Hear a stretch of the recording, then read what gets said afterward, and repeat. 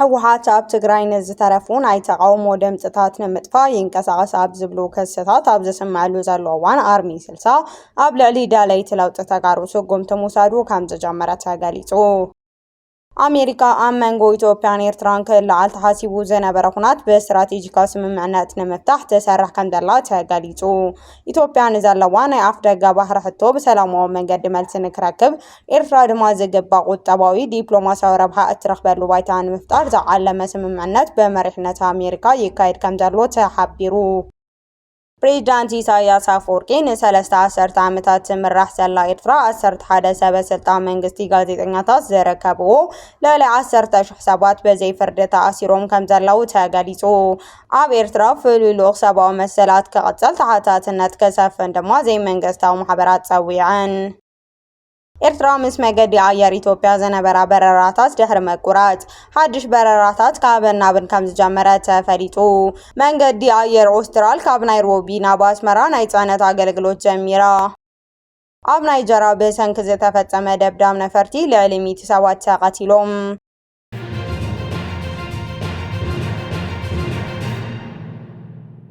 ሰላም ጫና ይሃብርለይ ተኸታተልቲ ትግርኛ ዜና ነሳት ዝሃዝናዮም ዜናታት ብቐንዲ ነጥብታት ፈሊምናዮ ኣለና። ንሰናይ ምክትታልኩም ብኽብሪ ብምዕዳም ናብ ዝርዝሮም ክነስግረኩም።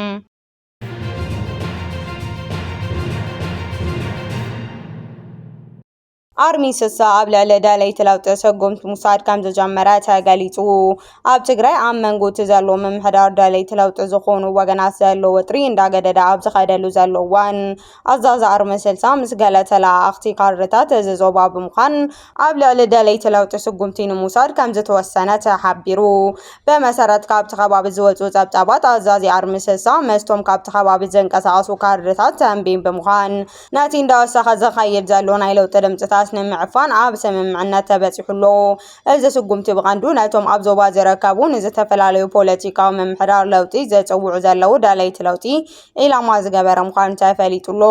እቶም ካድረታት ምስቲ ወተሃደራዊ ኣካል ብምትሕባር ንምንቅስቓስ ዳለይቲ ለውጢ ንምቁፅጻር ንጥፍኣቶም ንምግታእ ዝዓለመ ስርሒት ንምጅማር ተዳልዮም ከም ዘለው ይንገር። እዚ ኣብ ተንቤን ዝረአ ዘሎ ምንቅስቓስ ምስቲ ኣብ መላእ ትግራይ ተፈጢሩ ዘሎ ፖለቲካዊ ዘይምርግጋእ ኣብ መንጎ ዝተፈላለዩ ውዳበታት ዘሎ ወጥሪ ዘተተሓሓዘ እዩ።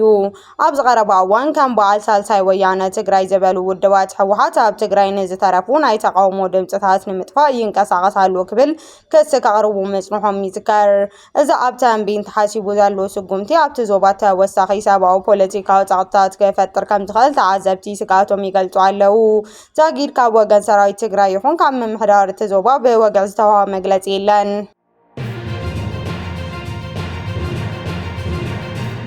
ኣሜሪካ ኣብ መንጎ ኢትዮጵያን ኤርትራን ክለዓል ተሓሲቡ ዝነበረ ኩናት ብስትራቴጂካዊ ስምምዕነት ንምፍታሕ ትሰርሕ ከም ዘላ ተገሊጹ።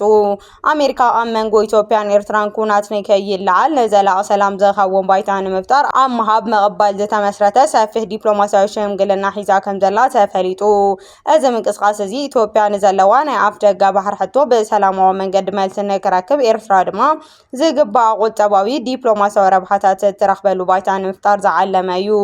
በመሰረተ ተዘወፀ ሓበሬታ ኣሜሪካ ነቲ ኣብ ቀርኒ ኣፍሪካ ዝረአ ዘሎ ወተሃደራዊ ወጥሪ ንምህዳእ ሰፋሕቲ ስራሕ ኣብ ምስራሕ ትርከብ። ኣሜሪካ ኣብ ልዕሊ ኢትዮጵያን ቢራቱ ዝጸንሐት ናይ ኣጽዋር መሳርሒ መሸጣ እገዳ ብወጊዓ ሌላቶላ። እዚ ስጉምቲ እዚ ኣሜሪካ ምስ ኢትዮጵያ ዘለዋ ርክብ ናብ ንቡር ንምምላስ ኢትዮጵያ ኣብ ቀርኒ ኣፍሪካ ዘለዋ ወተሃደራዊ ግደ ንምሕያል ዝተወስዶ ስትራቴጂካዊ ውሳነ እዩ። ኢትዮጵያን ኣሜሪካን ክልተኣዊ ስርዓታዊ ይዘት ዝተሰየመ ስምምዕነት ዝተፈራረማት ዝኾና እዚ ስምምዕነት እዚ ኣብ ዞባዊ ምርግጋእ ቁጠባዊ ብልጽግና ጸጥታ ዘተኮረ ኮይኑ ንኢትዮጵያ ምስ ጎረባብቲ ሃገራት ዘለዋ ዝምድና በሰላማዊ መንገዲ ንክቕጽል ዝሕግዝ እዩ። ኣሜሪካ ምስ ኤርትራ እውን ብዝተፈላለዩ ዲፕሎማሲያዊ መስመራት ክትዘራረብ ጸኒሓ እያ። ኤርትራ ንሉዓላዊነት ብዝምልከት ንዘለዋ ስጋት ኣፍልጦ ብምሃብ ብወገን ኢትዮጵያ ዝቐርብ ናይ ኣፍ ደገ ሕቶ ብስምምዕነት ብሰላም ንክፍጸም ትጽር ኣላ። እቲ ኣሜሪካ ኣዳላቶ ዘላ ናይ ሽምግልና መድረኽ ክልቲአን ሃገራት ካብ ኩናት ወፂን ተረባሕቲ ዝኾናሉ ዕድል ዘመቻቹ እዩ። ንኢትዮጵያ በዘይ ወተሃደራዊ ወጥሪ ብሕጊ ስምምዕነት መሰረት ንግዳዊ ባሕሪ ኣፍ ደገ ንክትረክብ ሰራዊታ ብዘመናዊ ኣጽዋር ኣሜሪካ ንክታነጽ ዕድል ከም ዝኸፈተትላ ተሓቢሩ። ንኤርትራ ድማ ካብቲ ንዓመታት ተነቢሩሉ ዝጸንሐ ፖለቲካዊ ቁጠባዊ ጸቕጥታት ወፂኣ ብተፋሰስ ባሕሪ ዝመጽእ ናይ ንግዲ ምትሕብባር ዲፕሎማሲያዊ ኣፍልጦ ንክትረክብ ባይታ ዝፈጥር እዩ። እዚ ኣሜሪካ ተካይዶ ዘላ ዲፕሎማሲያዊ ጻዕሪ ንዞባ ቀረብ ኣፍሪካ ሓድሽ ናይ ኩናት ሓደጋ ንምድሓን ዝዓለመ ኮይኑ ከሳብ ሕዚ ወገን ኢትዮጵያ ወንታዊ ምላሽ ይረክብ ከም ዘሎ ምስ ኤርትራ ዘሎ ዝምድና ድማ ብጥንቃቐ ይረአ ከም ዘሎ ተንተንቲ ይሕብሩ። ፓትርያርክ ኣቡነ ማትያስ ኣብ ስዑዲ ዓረብ ሞት ንዝተፈረዶም ኢትዮጵያውያን ምሕረት ክግበረሎም ፀዊዖም። ፓትርያርክ ኦርቶዶክስ ተዋህዶ ቤተክርስትያን ኢትዮጵያ ብፁዕ ወቅዱስ ኣቡነ ማትያስ ብሰበስልጣን ስዑዲ ዓረብ ሞት ንዝተፈረዶም ኢትዮጵያውያን ምሕረት ንክግበረሎም እቲ ቅፅዓት ድማ ናብ ማእሰርቲ ንክቅየር ፃዊዒት ኣቕሪቦም። ቅድስነቶም ትማሊ ኣብ ዘመሓላለፍዎ መልእኽቲ እቶም ዜጋታት ብሰንኪ ፀገም ቋንቋ ሕጋዊ መማኸሪ ምስኣን ንሞት ከይቃልዑ ዘለዎም ስጋት ገሊፆም ኣለው። ኣባ ማትያስ ኣብ መልእኽቶም ምስ ሰበስልጣን ስዑድ ዓረብ በምዝራብ እቲ ዝተመሓላለፈ ናይ ሞት ፍርዲ ንክለዓል ዜጋታት ናብ ሃገሮም ዝምለስሉ መገዲ ንክመቻቸው ፍሉይ ቆላሕታ ንክወሃቡ ተሓሳሲቦም። ዓለም ለኻወ ተጣበቕቲ ሰብኣዊ መሰላት እቶም ዜጋታት ብዘይኣፍልጦ ቋንቋ ንዘይተረድኦም ሕጊ ከይዲ ዝበፅሕዎ ዘለዉ ስቃይ ተገንዚቦም ነቲ ናይ ፍትሒ ምዝባዕ ንክቃወሙ ነፍሲ ንጹሓን ከድሕኑ ፀዊዖም። ብመሰረት ፀብጻብ ሂውማን ራይትስ ዎች ምስ ሓሽሽ ብዝተተሓዘ ክሲ እንተወሓደ 65 ኢትዮጵያውያን ስደተኛታት ናይ ሞት ፍርዲ ተፈሪድዎም ኣብ ስጋት ይርከቡ። ሚኒስቴር ውሽጢ ጉዳይ ስዑድ ዓረብ 3 ኢትዮጵያውያን ብሕገወጥ መንገዲ ሓሽሽ ኣቲኹም ብዝብል ክሲ ብሞት ከም ዝተቐፅዑ ኣፍሊጡ ነይሩ። ካብቶም ሞት ተፈሪድዎም ዘለው ሰባት ውሽጢ እቶም 3 ካብቲ ጥቅምቲ 2013 ክሳብ ጥቅምቲ 2015 ኣብ ክልል ትግራይ ዝተኻየደ ኩናት ሃዲሞም ዝመፁ እዮም። እቶም ሰባት ስራሕ ንምድላይ ብወሽመጥ ኤደን የመንን ኣቢሎም ኣዝዩ ሓደገኛ መስመር ተጓዒዞም ስዑድ ዓረብ ዝኣተው እዮም። እዞም ስደተኛታት ኣብዚ እዋን እዚ ኣብ ስዑድ ዓረብ ግዝኣት ኣሲራ ኣብ ዝርከብ ካስሚ ሙሻይቲ ዝተባሃለ ቤት ማእሰርቲ ከም ዝርከቡ እቲ ናይ ሰብኣዊ መሰላት ትካል ኣፍሊጡሎ።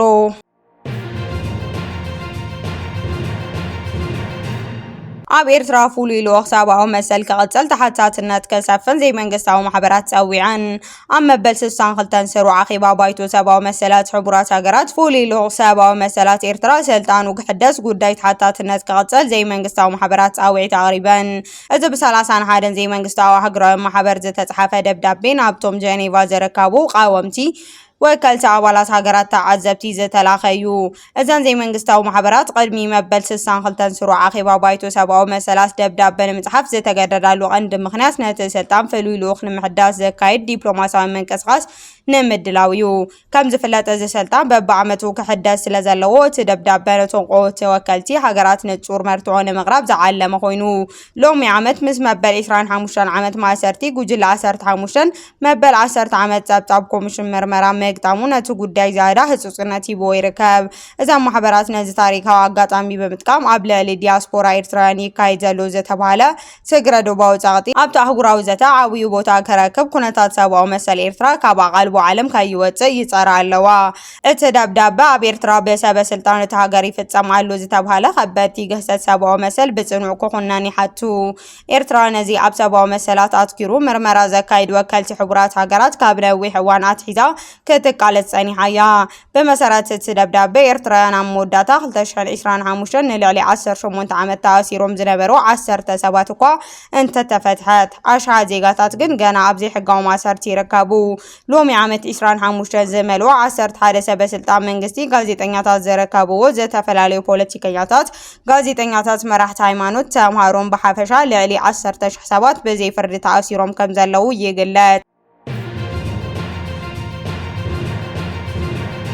ኤርትራ ምስ መንገዲ ኣየር ኢትዮጵያ ዝነበራ በረራ ድሕሪ ምቁራጽ ሓድሽ በረራ ካብን ናብን ከም ዝጀመረ ተፈሊጡ። መንገዲ ኣየር ኣስትራል ካብ ናይሮቢ ናብ ኣስመራ ናይ ጽዕነት ኣገልግሎት ጀሚራ። መንገዲ ኣየር ኣስትራል ኣብ መንጎ ናይሮቢን ኣስመራን ሰሙናዊ ናይ ጽዕነት በረራታት ብወግዒ ብምጅማር ንኤርትራ ምስ ዞባዊ ዓለም ለኻዊ መርበብ መጓዓዝያ ዘራኽብ ሓድሽ መስመር ከም ዝተኸፈተ ተፈሊጡ። እዚ ብናይሮቢ ኣቢሉ ዝሓልፍ መስመር ንፍርያት ኤርትራ ናብ ዕዳጋታት ኣፍሪካ፣ ማእኸላይ ምብራቕ ኤሽያን ኣውሮፓን ንምብጻሕ ዓብዪ ተራ ክጻወት ትጽቢት ይግበረሉ።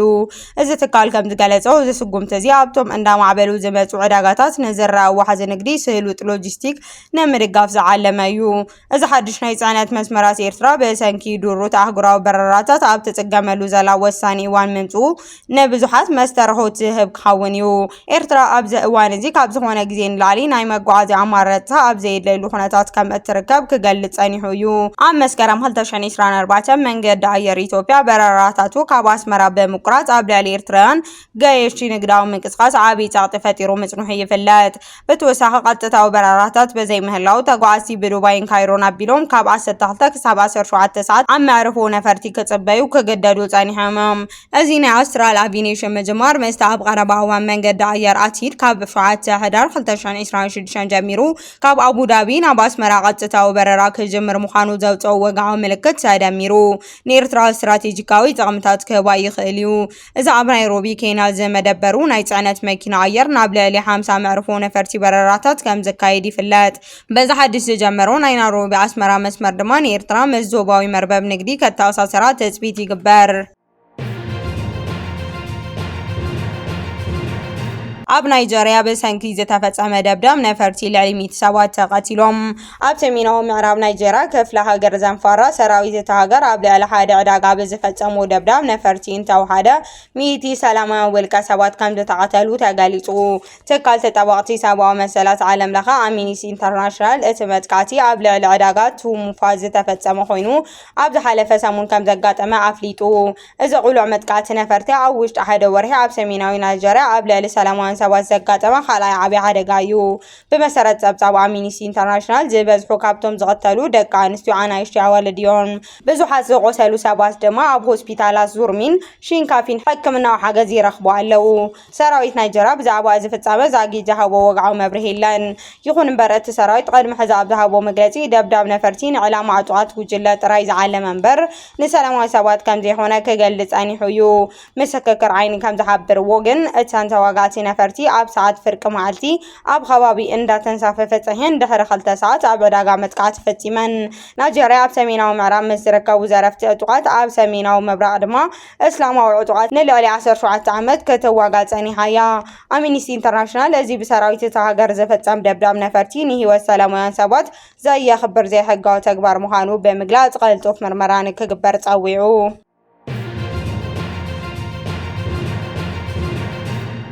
ኣሜሪካ ኣብ ኩናት ኢራን ክሳብ ሕዚ ልዕሊ 29 ቢልዮን ዶላር ከም ዘውፅአት ፔንታጎን ኣፍሊጡ። ኣሜሪካ ኣብ ልዕሊ ኢራን ኣብ እተካይዶ ዘላ ኩናት ክሳብ ሕዚ 29 ቢልዮን ዶላር ወጻኢ ከም ዝገበረ ሓደ ላዕለዋይ በዓል ስልጣን ፔንታጎን ኣፍሊጡ። እዚ ፔንታጎን ሕዚ ዕላው ዝገበረው መጠን ገንዘብ ካብቲ ዝሓለፈ ወርሒ ተገሚቱ ዝነበረ ብ4 ቢልዮን ዝያዳ ምዃኑ ተሓቢሩሎ። ጉዳያት በጀት ዝከታተሉ ጁልስ ሃርስት ንሕጊ መውጻእቲ ትካላት ኣብ ዝሃበዎ ጸብጻብ እቲ ሓድሽ መጠን ገንዘብ ንጽገና ትካጽዋር ንናይ ስርሒት ወጻኢ ዘጠቓለለ ምዃኑ ገሊጾም። እቲ ጸብጻብ ምስ ሚኒስቴር ምክልኻል ፒት ሄግሴትን ጠቕላላ ኢታማዦር ሹም ጀነራል ዳን ኬይንን ብሓባር ዝቐረበ ኮይኑ ጉጅለታት በጀት ምክልኻል እቲ ኩናይ እንደየናይ ከም ዝሓትት ብቐጻሊ ይጽብጽቡ ከም ዘለዉ ተገሊጹ። ፔንታጎን በለት 21 ሚያዝያ 2018 ዓ.ም ኣብ ኩናት ኢራን 25 ቢልዮን ዶላር ከም ዘውፅአት ዕላው ገይሩ ነይሩ። ትካል ዜና ከም ዝሕብርዎ ምምሕዳር ትራምፕ ኣብቲ ናይ መጀመርያ 6 መዓልትታት እቲ ኩናት ጥራይ 11.3 ቢልዮን ዶላር ከም ዘውፅአ ይግመት። ካብ 6 ኣዋርሕ ንድሕሪት ንዝካየድ መረፃ ድጋፍ ይረክብ ዘሎ ዲሞክራት እቲ ኩናት ናብራ ኣኽቢርዎ እዩ ብምባል ኣጻብዕቶም ናብቲ ሪፐብሊካን ፕሬዚዳንት ቀሲሮም ኣለው። ብሰንኪ እቲ ኩናት ዝፈጠሩ ቁጠባዊ ጸቕጢ ሪፐብሊካን ኣብቲ ዝመጽእ መረፃ መብዛሕትኡ ናይ ኮንግረስ መንበር ከጥፍኡ ከም ዝኽእሉ ተዓዘብቲ ይገልጹ ኣለው።